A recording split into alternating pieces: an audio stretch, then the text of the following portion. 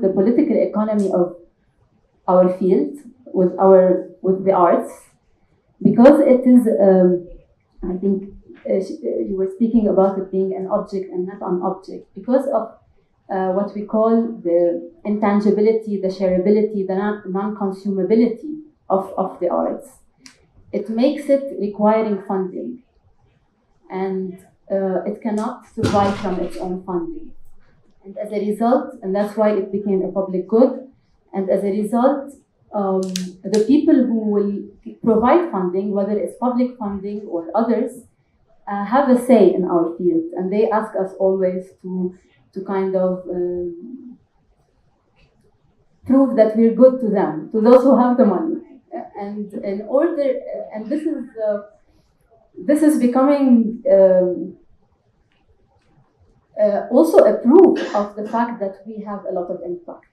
I don't know how Mexico lives the Day of the Dead. And this ritual of grieving, of collective grieving, what does it bring to the people?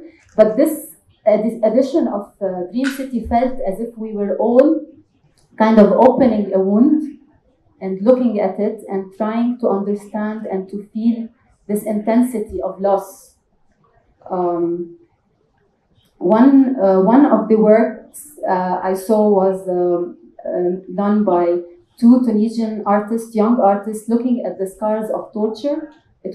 We entered into like a jail, like a prison, and stayed there and listened to the voice of a person who was tortured.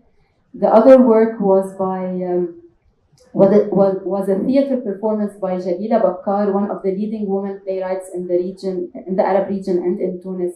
But it was directed by her young daughter, and you feel her pain on stage, lamenting the end and the loss of a project of her generation, just the generation born in the 50s, the leftists and the intellectuals of that time who did not see the fruits of their work.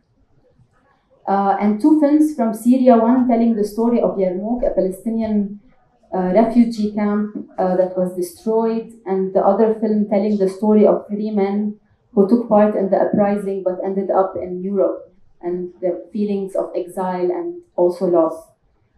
With the massive growth of digital media and internet-based tools, and especially with how this is being dominated and directed by sort of big brothers everywhere, big corporations, how is this posing a challenge for independent artists?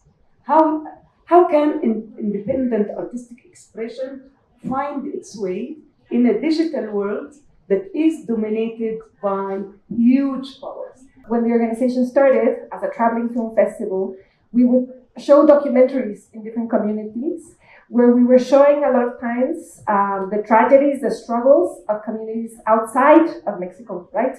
Or maybe the challenges facing violence in Ciudad Juárez or very isolated places of Mexico. This was in 2006, but 17 years later, we are showing documentaries about Mexican realities in communities profoundly affected by violence.